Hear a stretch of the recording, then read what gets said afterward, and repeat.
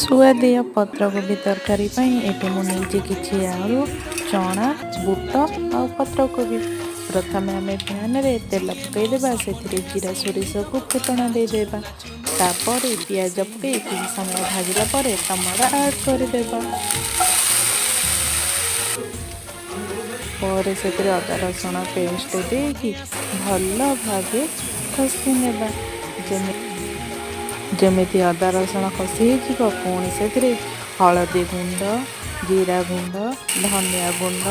मसला गुंड देकी मसला को भल भाव कषिदेबा सहीटा कषि हो सारापर से सीझा जा पनीपरिया को